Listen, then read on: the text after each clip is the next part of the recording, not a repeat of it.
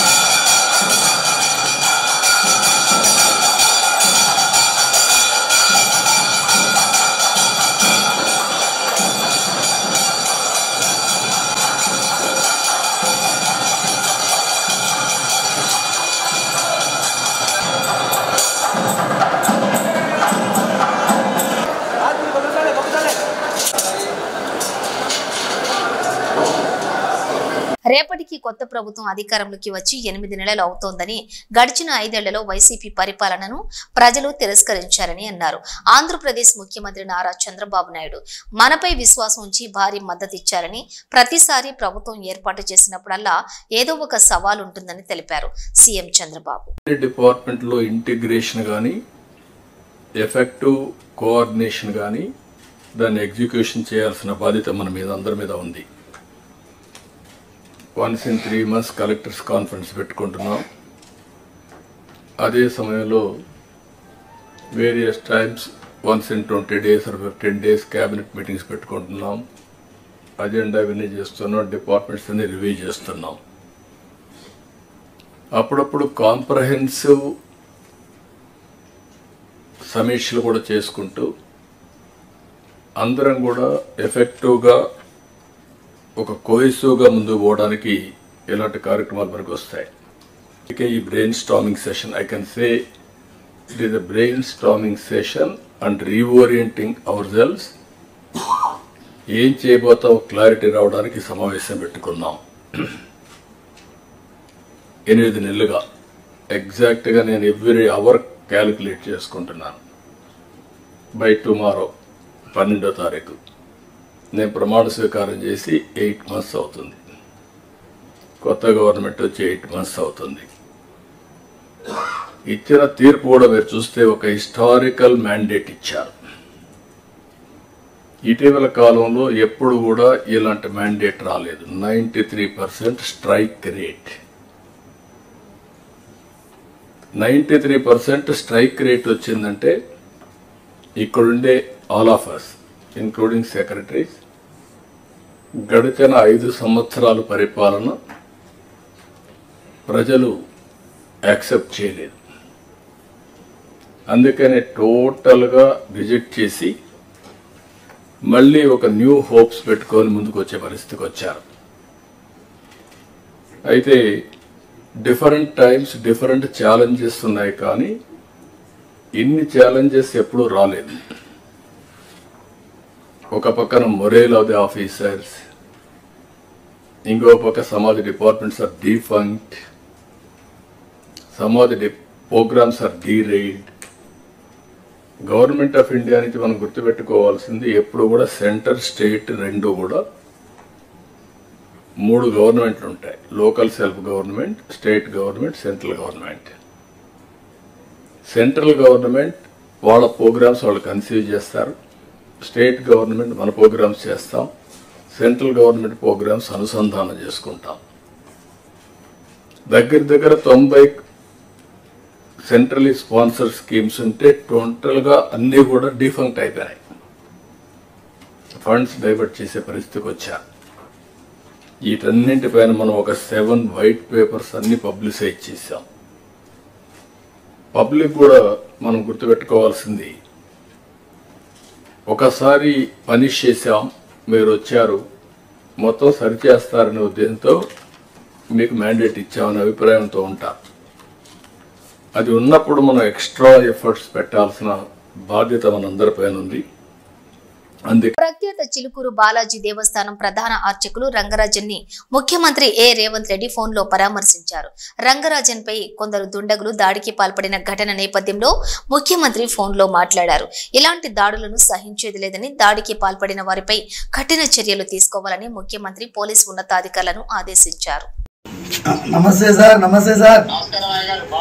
క్షేమంగా ఉన్నాము, మీరందరూ కూడా క్షేమంగా ఉండాలి. ఇది ఒక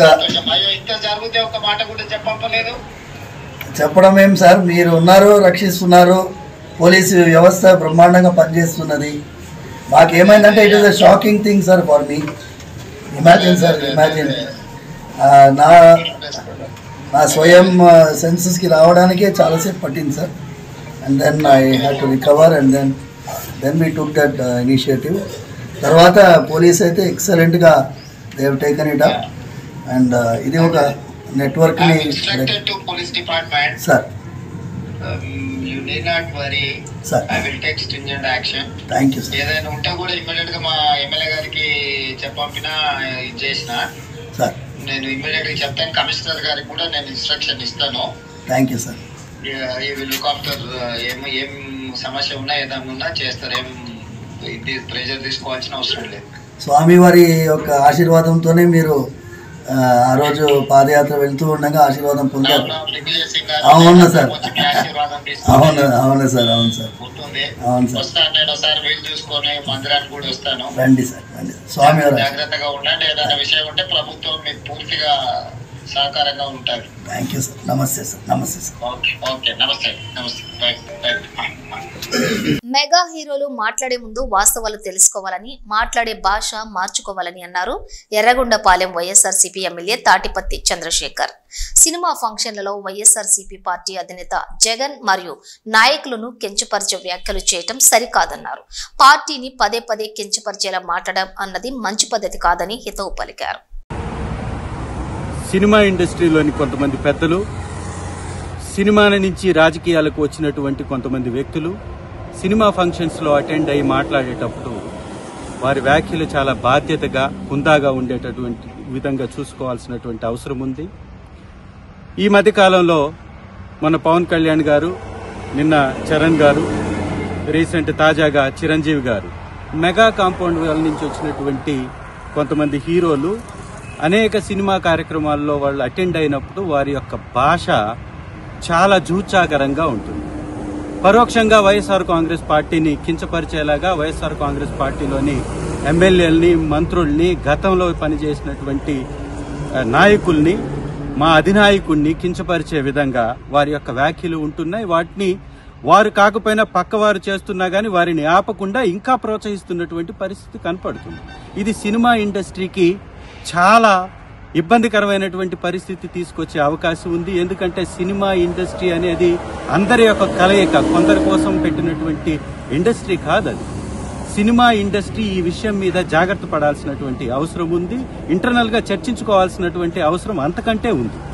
ఎందుకంటే ఒకరి కడుపు మంట కోసం, ఒకరి రాజకీయ స్వప్రయోజనం కోసం, కేవలం మెగా కాంపౌండ్ వాళ్ళ నుంచి వచ్చినటువంటి హీరోల స్వప్రయోజనం కోసం వారు 1,32,00,000 మంది ఓట్లు వేసినటువంటి వైఎస్ఆర్ కాంగ్రెస్ పార్టీని కించపరుస్తూ పదే పదే మాట్లాడడం అనేది ఇది ఒక మంచి పద్ధతి కాదు. దీనికి తగిన మూల్యం చెల్లించుకోక తప్పదు. ఇది ఇండస్ట్రీలో నుంచి వచ్చినటువంటి పెద్దలు కూడా ఈ మధ్య కాలంలో చాలా మంది వైఎస్ఆర్ కాంగ్రెస్ పార్టీ అధ్యక్షులు వర్యులు శ్రీ జగన్మోహన్ రెడ్డి గారిని ఉద్దేశించి కూడా వారి వ్యాఖ్యల్ని చూసినట్లయితే చాలా దిగజారి మాట్లాడుతున్నటువంటి పరిస్థితి ఉంది.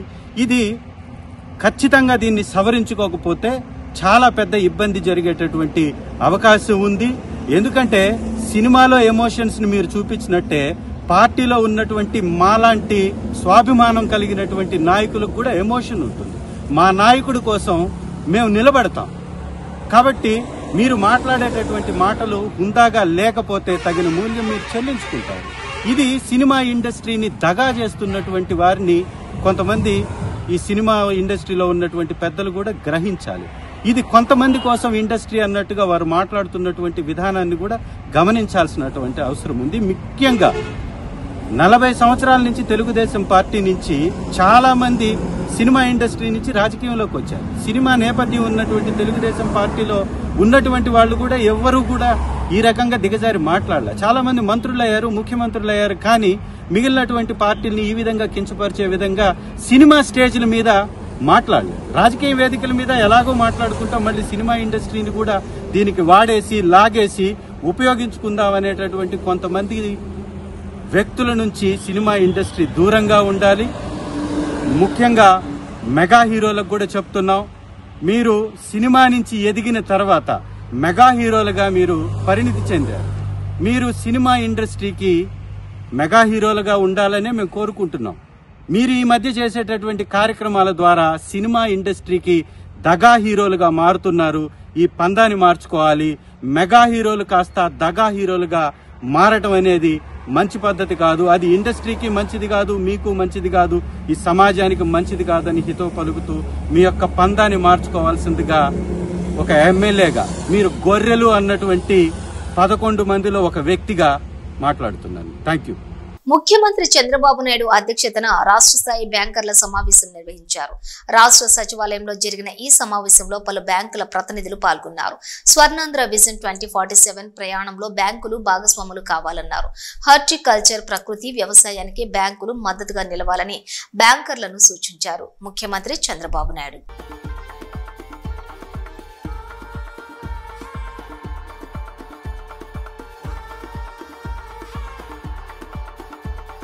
మధ్యప్రదేశ్ లో ఓ గూడ్స్ రైలు పట్టాలు తప్పింది. సిమెంట్ లోడుతో వెళుతున్న గూడ్స్ రైలు 3 వ్యాగన్లు కట్నీ జంక్షన్ వద్ద పట్టాలు తప్పడంతో పలు రైళ్ల రాకపోకలకు తీవ్ర అంతరాయం ఏర్పడింది. ఈ ప్రమాదంలో ఎలాంటి ప్రాణ నష్టం అయితే జరగలేదు.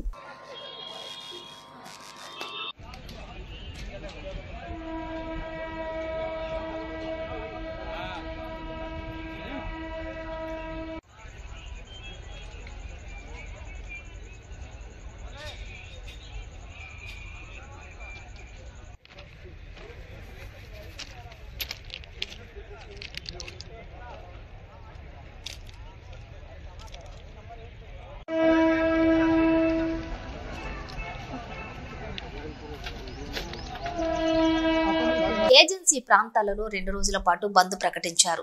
ఆదివాసీ నాయకులు 1/75 యాక్ట్ పరిరక్షించాలని డిమాండ్తో ఆదివాసీ నాయకులు పిలుపు మేరకు ఈ బంద్ చేపట్టారు. దీంతో భారీగా భద్రతా బలగాలు మోహరించాయి. ఎక్కడికక్కడ టూరిజం స్పాట్లు మూతపడ్డాయి.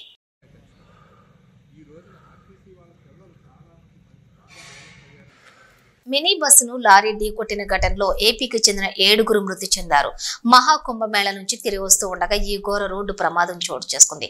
మహాకుంభమేళ నుంచి తిరిగి వస్తూ NH30పై మధ్యప్రదేశ్లోని జబల్పూర్ జిల్లా సిహు వద్ద వీరు ప్రయాణిస్తున్నటువంటి మినీ బస్సును లారీ ఢీకొట్టింది. ఈ ఘటనలో 7 అక్కడికక్కడే మృతి చెందగా మరికొందరికి గాయాలైనట్లుగా తెలుస్తోంది. పూర్తి వివరాలు తెలియాల్సి ఉంది.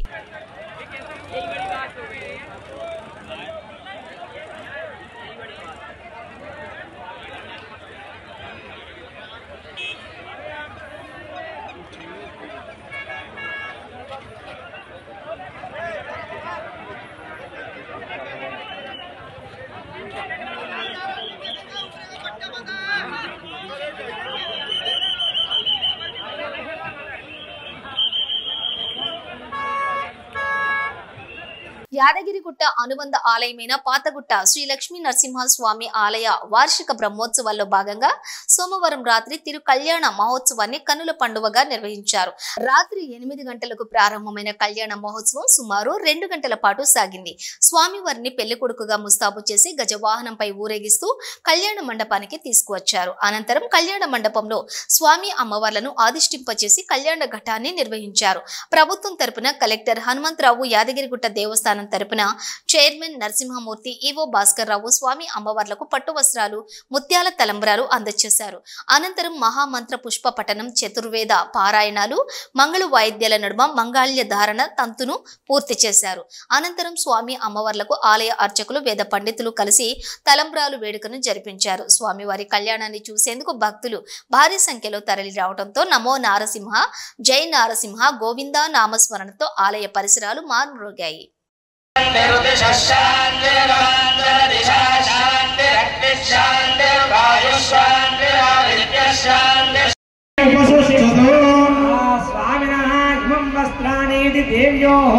నవవస్త్రత్వయం దధ్యామో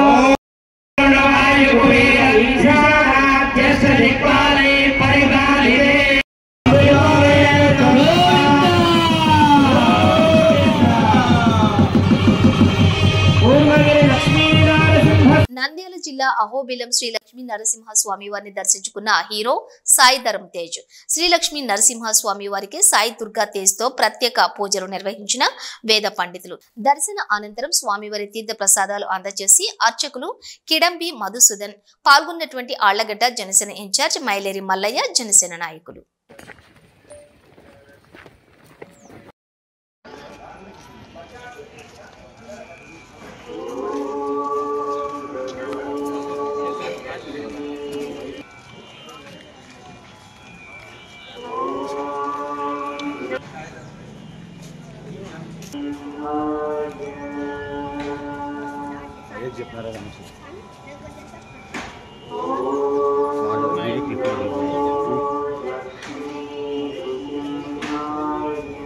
గజ్వేల్లో శ్రీ రేణుకా ఎల్లమ్మ తల్లి వార్షికోత్సవం. సిద్దిపేట జిల్లా గజ్వేల్ పట్టణంలోని శ్రీ రేణుకా ఎల్లమ్మ వార్షికోత్సవం మహోత్సవాలు అత్యంత వైభవంగా నిర్వహిస్తూ ఉండగా సోమవారం అభిషేకం, హోమం, కుంకుమార్చనలు కార్యక్రమాలు ఘనంగా జరిగాయి. ఈ సందర్భంగా ఎల్లమ్మ తల్లి ఆలయ సముదాయంలోని మహిళలతో ఆధ్యాత్మిక వాతావరణం నెలకొనగా అమ్మవారి నామస్మరణతో మార్మోగింది. పెద్ద సంఖ్యలో తరలి వచ్చినటువంటి భక్తులకు గౌడ సంఘం ఆధ్వర్యంలో తీర్థ ప్రసాదాలతో పాటుగా మహా అన్న ప్రసాదం అందజేశారు. MLC Yadava Reddy, FDC chairman Pratap Reddy, municipal మాజీ చైర్మన్ రాజమౌళి మాట్లాడుతూ అమ్మ దయ ఉంటే అంత మంచి జరుగుతుందని గత బీఆర్ఎస్ ప్రభుత్వం గౌడ సంఘం కోసం ఎన్నో సంక్షేమ పథకాలను అందించిన ఈ సందర్భంగా గుర్తు చేశారు. గజ్వేల్ గౌడ సంఘం అధ్యక్షులు లింగాగారి రాజాగౌడ్, రాజశేఖర్ శర్మ పంతులు మాట్లాడుతూ గ్రామ దేవతలను పూజిస్తే అంతా మంచి జరుగుతుందని, రేణుకా ఎల్లమ్మ తల్లి ఆశీర్వాదంతో అందరూ బాగుండాలని స్పష్టం చేశారు. ముఖ్యంగా లోక కళ్యాణార్థమే ప్రతి ఏటా జాతర మహోత్సవాలు, వార్షికోత్సవ సంబరాలు నిర్వహిస్తూ ఉన్నట్లుగా వివరించారు. ఈ కార్యక్రమాల్లోని గౌడ సంఘం కమిటీ సభ్యులు పంజాల గణేష్ గౌడ్, సింగీతం అశోక్ గౌడ్, జంగం శ్రీనివాస్ గౌడ్, జంగం బలరాం గౌడ్, తాళ్ల నాగరాజు గౌడ్, పంజాల రాజు, మల్లయ్య గౌడ్, అబ్కారి సుధాకర్ గౌడ్, జంగం వెంకట్ గౌడ్, పంజాల రాజు గౌడ్, బాలయ్య గారి స్వామి గౌడ్, అంకూర్ గారి భూమా గౌడ్, సత్యనారాయణ గౌడ్, మల్లికార్జున గౌడ్, బబ్బూరి స్వామి గౌడ్, సంగుపల్లి నర్సింహులు గౌడ్, నక్క రేగొండ గౌడ్, మురళీ గౌడ్, పంజాల శంకర్ గౌడ్, రాయపోల్ దుర్గాప్రసాద్ గౌడ్, సంగుపల్లి తిరుపతి గౌడ్, భోర్జా నర్సా గౌడ్. మన గజవెల్లి పట్టణంలో అత్యంత సుందరంగా ఎంతోమంది దాతల సంపూర్ణ సహకారం చేత ఈ గజవెల్లిలో పురవీధులలో ప్రాచీనటువంటి దిగ్గజవెల్లి కులదేవత గ్రామదేవతల యొక్క సమీపాలలో ఇక్కడ శ్రీ రేణుకా ఎల్లమ్మ తల్లి విగ్రహ ప్రతిష్ఠా కార్యక్రమాన్ని సద్గురుదేవులు మాధవానంద సరస్వతి స్వామి వారి సంపూర్ణ అనుగ్రహ ఆశీస్సుల చేత శ్రీమఠం పీఠాధిపతులు శ్రీ మధుసూదనానంద సరస్వతి స్వామి వారి కార్యక్రమముల చేత గంగవరం నారాయణ శర్మ గారి యాజ్ఞిక నేతృత్వంలో 6 సంవత్సరాల క్రితం ఇక్కడ అమ్మవారిని చక్కగా ప్రతిష్ఠా కార్యక్రమాన్ని గావించుకోవడం జరిగింది. ఈరోజు 6వ వార్షికోత్సవ కార్యక్రమం వైభవంగా అమ్మవారు కోరిన కోరికలకు బంగారు కల్పవల్లిగా ఈ గజవెల్లిలో అమ్మ యొక్క అనుగ్రహంతో ఎవరు ఏ సమయంలో వారి యొక్క ఆపదలను అమ్మవారికి విన్నవించుకొని మొక్కు.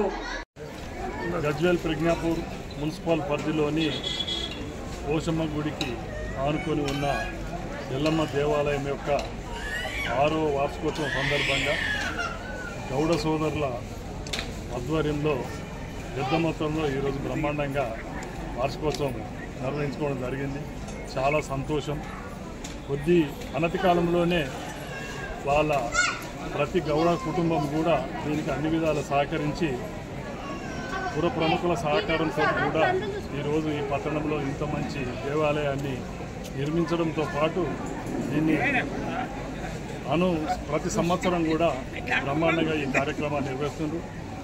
ఎలాగైతే గత 6 సంవత్సరాలలో ఎల్లమ్మ తల్లి దీవెనలు అటు గౌడ సోదర కుటుంబాలకు ఇటు ప్రజలకు తెలంగాణ ప్రజలకు మరీ ముఖ్యంగా గజ్వేల్ మున్సిపల్ ప్రజలకు ఉన్నట్టు రాబోయే రోజులు కూడా ఆ తల్లి అందరినీ మంచిగా చూడాలని అందరికీ శుభం కలగాలని కోరుకుంటూ ఇంత మంచి కార్యక్రమం ఏర్పాటు చేసిన గౌడ సంఘ సభ్యులకు గౌడ కుటుంబ సోదరులందరికీ పేరు పేరున ధన్యవాదాలు. కుత్బుల్లాపూర్ నియోజకవర్గం నిజాంపేట మున్సిపల్ కార్పొరేషన్ పరిధి సర్వే నంబర్ 334 ప్రభుత్వ స్థలంలో అక్రమ నిర్మాణాలు కూల్చివేతలు ప్రభుత్వ స్థలాన్ని ఆక్రమించి నిర్మించిన కట్టడాలను భారీ పోలీసుల బందోబస్తు మధ్య జేసీబీ సహాయంతో కూల్చివేశారు. కూల్చివేతలను తొలగించకుండా స్థానికంగా ఉన్న కాంగ్రెస్ నాయకులు కోరటంతో రెవెన్యూ అధికారులు కూల్చివేతలను నిలిపివేశారు. ఈ నిర్మాణాలన్నీ కూడా ఎంఆర్ఓ ఫుల్ సింగ్ ఉన్న సమయంలోనే జరిగినట్లుగా తెలుస్తోంది.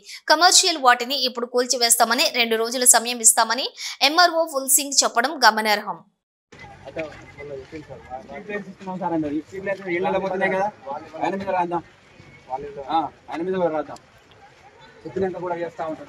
పార్టీ నాకు అవసరం లేదు. వాళ్ళు కూడా ఒక పద్ధతిగా గతంలో కూడా మాజీ లీడర్లు కాబట్టి ఇక్కడ లోకల్ లీడర్లు కాబట్టి నేను ఊపుకుంటున్నా. అర్థమైందా? వాళ్ళ ఆలోచన ప్రకారం ఏమంటానంటే ఇక్కడ లేని వాళ్ళు ఉన్నారు. ఈ లేని వాళ్ళందరూ కూడా వాళ్ళు బతకలేని పరిస్థితుల్లో వాళ్ళు ఉన్నారు సార్, వీళ్ళకి వదిలిపెట్టాను, టైం ఇవ్వండి అంటారు. నేను 2 రోజులు టైం ఇస్తాను. 2 రోజుల్లో వాళ్ళు ఖాళీ చేయకపోతే మళ్ళీ మనం కొట్టేస్తాం. అది కూడా ఇల్లీగల్ ఏమనేది మన రిపోర్ట్ ఉన్నది. ఒక 5 ఇండ్లు తప్ప మిగతా అన్ని ఇల్లీగల్ కట్టిరు కంప్లీట్గా. ఇప్పటికి 10 సార్లు కొడుతున్నాం, ప్రతిసారి ఆపుతారు, ప్రతిసారి అబ్స్ట్రక్షన్. ఇక నువ్వేం చేయమంటే సిఏ గారు, నేను ఇక్కడ అబ్స్ట్రక్షన్ చేసే వాళ్ళే ఇక్కడ నుండి చేసిన దాంట్లో నేను బైండ్ ఓవర్ చేస్తా, కేసులు పెడతా. ఆ కేసులు ఇమీడియట్గా వాళ్ళని తీసుకొని పోయి మీరు యాజ్ పర్ రూల్ కేసులు పెట్టండి. ముఖ్యాంశాలు మరోసారి చూద్దాం. శ్రీకాళహస్తి ఆలయంలో ప్రదోష నంది సేవ, అధిక సంఖ్యలో పాల్గొన్న భక్తులు. స్వర్ణాంధ్ర విజన్ 2047లో బ్యాంకులు భాగస్వామ్యం కోరిన ముఖ్యమంత్రి చంద్రబాబు నాయుడు. చిలుకూరు బాలాజీ దేవస్థానం ప్రధాన అర్చకులు రంగరాజన్కు ఫోన్లో పరామర్శించిన సీఎం రేవంత్ రెడ్డి. మెగా హీరోలు మాట్లాడే ముందు వాస్తవాలు తెలుసుకుని మాట్లాడాలి, కించపరిచేలా వ్యాఖ్యలు చేయటం సరికాదన్న ఎర్రగొండపాలెం వైఎస్ఆర్సీపీ ఎమ్మెల్యే తాటిపత్రి చంద్రశేఖర్. ఇవి బులెటిన్ డీటెయిల్స్. చూస్తూనే ఉండండి న్యూస్.